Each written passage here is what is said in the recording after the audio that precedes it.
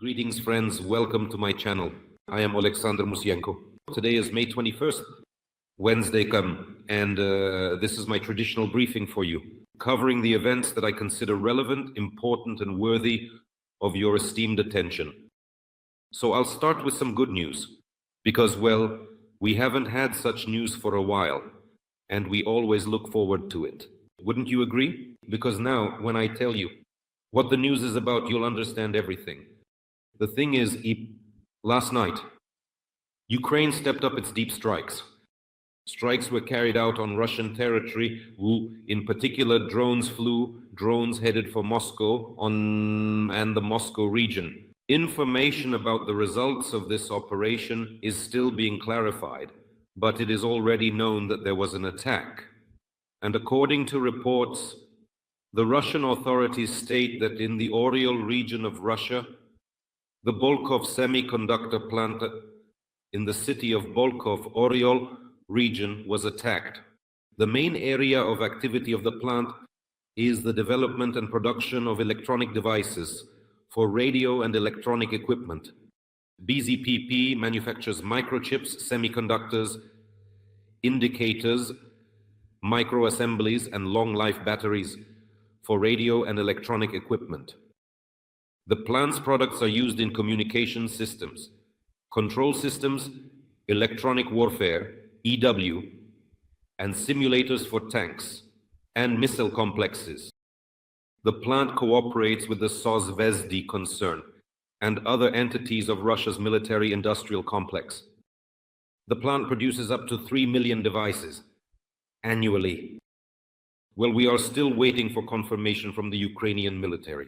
However, there are already numerous videos and photos online showing what caught fire there and what is happening. So, indeed, we can see that the Ukrainian deep strikes are heading in the right direction. If you remember, a few days ago, I recorded a video about how Ukraine can achieve victory over Russia and what we need to do to demonstrate our power and strength to Putin. What do we need to do, and what is the key to our effective strategy? So deep strikes, especially against military-industrial facilities, are one of the best elements. This is what gives us an advantage. This is what reduces the enemy's potential. And we need to focus on this, specifically targeting military-industrial facilities, oil industry sites, and so on and so forth. In other words, there is actually a field of activity here, and I hope that this strategy will continue to be implemented. It's not even that I hope so, I'm confident, because as we build up our capabilities, we are only increasing our strength to strike specifically at the aggressor's territory and at such targets. And ultimately, this is exactly what should bring results, because, well, in those areas where we have an advantage, we must make use of it. And of course, this will continue in the future. I think that soon there will be an official announcement from the General Staff of the Armed Forces of Ukraine, and as usual, it will end with the words "to be continued." So we'll see. But it's very pleasant news this morning, I think, especially. On to another piece of information. This is also good news. Italy will provide Ukraine with another SAMP-T Mamba air defense system. This is a French-Italian manufactured system that is capable, among other things, of shooting down ballistic missiles. Italy has announced a new military aid package for Ukraine, which includes the SAMP-T air defense and anti-missile system. This is already the third battery of this system that Ukraine has received.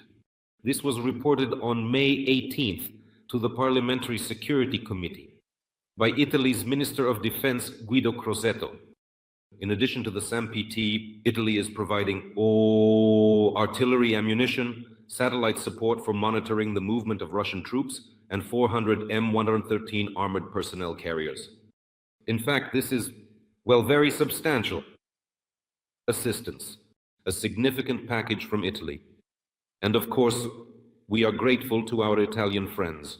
This is exactly what we need right now. including protection against Russian ballistic missiles, because unfortunately, the terror against Ukrainian cities continues. And also armored personnel carriers so that we can hold our ground, no matter how much this is a war of drones. When you have armor, you can carry out certain tasks that without armor, excuse me for putting it this way, are simply impossible. It can serve both as transport, as military transport, provide fire support, and so on. That's why the role of armored personnel carriers will definitely remain important for some time to come. And of course, we need them to stand up to the aggressor in this war, especially when we talk about the fact that the enemy is intensifying its offensive actions precisely during this period, right during the summer. We need to strike at them, carry out our own operations, and in some cases seize the initiative. And there is a chance for this. And the president of Ukraine, Volodymyr Zelensky, spoke with the Prime Minister of Italy, Giorgia Meloni, regarding her conversation with her American counterpart, Trump. We are coordinating our positions. Italy is on the side of all efforts for genuine peace. We agree to stay in contact regarding the next steps. Interestingly, Zelensky spoke with Meloni almost immediately, well, very quickly at least, after her conversation with the American President Trump. They discussed it. I think this is important because Meloni is perhaps the closest among European politicians to Trump. That's just how it is. And in principle, coordinating certain positions after what the President of Ukraine discussed with the President of the United States, I think this is useful and, of course, necessary. So, in other words, discussions are ongoing about what to do. But the best and, let's say, the most significant thing for us in all of this is that Europe continues to support and supply weapons to Ukraine. This is a very good sign. In other words, there is no pressure from the United States, or if there is any, in this situation, it does not play a decisive role in the positions of European governments, particularly Italy, when it comes to making decisions about stopping or suspending the provision of defense aid packages to Ukraine. And this is a very important sign. There is another country, or actually two more, that are quite actively supporting Ukraine. One of them is Norway. And the president of Ukraine, Volodymyr Zelenskiy, received Norway's crown prince, Bujadi Hakon, in Kyiv, who is visiting Ukraine for the first time. He talked about this in his post on the X network. Zelensky reported on the meeting and noted that the crown prince's visit to Ukraine began with a visit to a rehabilitation center in Irpin, where Ukrainian soldiers are recovering after being wounded. During the meeting, they discussed strengthening energy resilience. We appreciate the $450 million contributed Norway's contribution to Ukraine's energy security. They also had a separate conversation about strengthening cultural ties between our countries and investments in the defense sector. In all areas, we have strong potential. I thank Norway and the Norwegian people for their constant support of Ukraine. The support is truly ongoing. I can say that Norway is actively involved in training our military in preparation and in providing assistance. Norway supplies Ukraine with NASAMS, air defense systems, together with the United States of America. This year, Norway has increased in its aid to Ukraine several times over. Norway has declared its intention not to stop providing assistance to Ukraine, but only to increase it. Well, we are also connected to Norway by historical and cultural ties. Remember, for example, that the last king of the Viking era in Norway, as he was called then, Harald the Severe, courted the daughter of Yaroslav the Wise. Therefore, without a doubt, the historical tradition and historical cultural ties still have an influence and are felt to this day. And I think this is one of the reasons why the northern peoples, why the Scandinavian countries continue to actively support Ukraine. There is another country in Northern Europe that is also making efforts to help Ukraine. That country is Finland, and the president of Ukraine, Volodymyr Zelensky, had a phone conversation with the president of Finland, Alexander Stubb, during which he shared details of his conversation with the head of the White House, Donald Trump, and emphasized the need to put pressure on Russia to change its behavior. Zelensky's direct quote, "We discussed the details of yesterday's conversation with the President of the United States.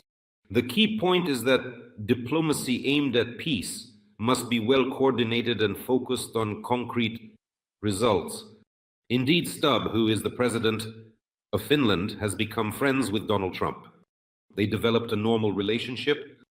Stubb played golf with the American leader at his Mar-a-Lago residence in Florida. Meanwhile, Finland received a large order to produce icebreakers, ships that will help navigate the Arctic, because the struggle for the Arctic continues, and the United States also wants to play a significant role in this region. And Stubb is also, let's say, a serious figure in Northern Europe with the kind of authority that he has with Trump.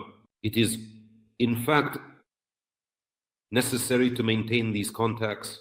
Well, on May 12th in Brussels, there was a meeting of the EU defense ministers in Brussels, where they discussed further support for Ukraine and strengthening Europe's defense capabilities. A meeting of the EU Council on Defense was held, and in the second half of the day, a meeting of the foreign ministers. German Defense Minister Pistorius noted that the key topics are assistance to Ukraine in light of recent events and strengthening the defense capabilities of European countries. I am convinced that now it is more important than ever to provide Ukraine with consistent and active support. Today we discussed what specific steps we will take, and this is the second part of the discussion, how we can strengthen our capabilities. The most important point of the consultations is the EU initiative to provide Ukraine with 2 million artillery shells already this year. And Germany will play a significant role in this, Pistorius said. But God willing, we still need to work, we need to build up, because Europeans once again need to understand that their security could very well be at stake. And that is why it has long been necessary to unite around Ukraine. Northern European countries should create and accept Ukraine into NORDEFCO. This is a defense alliance of Northern European countries, Denmark, Sweden, Norway, Finland, so that the Baltic countries and Ukraine could join as well. And NORDEFCO, as an alliance that exists even within NATO and the EU, should play a key role. Now, London, other countries, Germany, and anyone else who wishes should be involved in this. But we must unite, and right now the only way to unite is around Ukraine. Because if you, well, just look, Donald Trump is reacting. Donald Trump, the President of the United States, is being asked a direct question. Based on publications in the New York Times and before that, the Wall Street Journal, leading American newspapers, they ask, well, do you see any risks or challenges in the fact that Russia is building up its own military infrastructure on the border with Finland, Sweden, and the Baltic countries? He said no. This question does not concern him, even though he played golf with Alexander Stubb, the president of Finland, even though investments have gone to Finland, American money, and so on. Well, this is also a signal for Europeans, so that they understand that only together with Ukraine, only around Ukraine, only by increasing defense spending, only by producing more weapons, only by taking Ukraine as an example and exchanging mutual experience, can we talk about the fact that any intentions of Russia, whether now or, as Europeans fear, in 2030, will simply be thwarted by a consolidated, united, and powerful position of Europe. Because in the USA, in Russia, they will see that Europe is producing more, Europe is helping Ukraine, Europe is integrating Ukraine as an integral part of its own security space and regards our country precisely in this way. And then, of course, things will be different. This is what Europe needs to do. Once again, believe in itself, once again, unite around Ukraine, not abandon Ukraine, move towards integrating Ukraine into its European security and political space before it attains EU membership, and so on. because America's position is becoming increasingly uncertain. And you can see that once again, Israel, for example, understands this. A report appeared in the American media that Israel would be ready to attack Iranian nuclear facilities, even despite the fact that the US is negotiating with Iran about reaching a new agreement, about lifting sanctions from Iran in exchange for Iran ceasing further uranium enrichment. In other words, what leads to the production of nuclear weapons. There you have it. So Israel is even prepared to go that far. If they do this, well, it will be another step in Israeli policy, that may go against the US, but it will be aimed at protecting their national interests. By the way, this is also a valuable lesson for us. We have connections, we have support from our partners. This is important for us. But when it comes to defending our national interests, drones must be flying en masse at Russian military targets. And that's exactly what will happen. By the way, I have no doubt that our policy will be just like that, because it is the key to our survival amid an uncertain situation. Given the position of the United States, which can of course change, but right now we are developing such contacts with Europe in order to ultimately force Russia to agree to a ceasefire. Although, as I have already mentioned, this will take a long time. I think you will agree with me. By the way, please write in the comments what you think about this. How much time do you think it will actually take to force Russia to agree to a ceasefire? Do you share my point of view that this might not happen as quickly as some people thought, as I mentioned earlier? Well, on May 20th, the European Union approved a new 17th package of sanctions against Russia, giving it final approval. Kaja Kallas, the EU's foreign policy representative, noted that the EU has approved its 17th package of sanctions against Russia, targeting nearly 200 ships of the Shadow Fleet. The new measures also address hybrid threats and human rights. The EU's top diplomat added that the European Union has already begun working on even more sanctions against Russia. The longer Russia wages war, the tougher our response will be. And meanwhile, the United Kingdom has also responded with sanctions. The sanctions will affect 100 entities in Russia's military, energy, and financial sectors, as well as those conducting information warfare against Ukraine. The measures are aimed at supply chains for Russian weapon systems, including Iskander missiles. The sanctions target 14 members of the Agency for Social Design, which conducts Kremlin-funded information operations, aimed at undermining sovereignty, democracy, and the rule of law in Ukraine and around the world. The restrictions have been imposed on 46 financial institutions that help Russia evade sanctions, as well as the St. Petersburg Currency Exchange and the Russian Deposit Insurance Agency, which insures Russian banks. The sanctions list also includes 18 Shadow Fleet vessels that transport Russian oil, as well as those who assist and facilitate this advantage. Well, as for the United States, they are still considering their options for now. Trump, once again, did not dismiss the idea and did not deny that he might return to the idea of considering the introduction of tougher sanctions against Russia.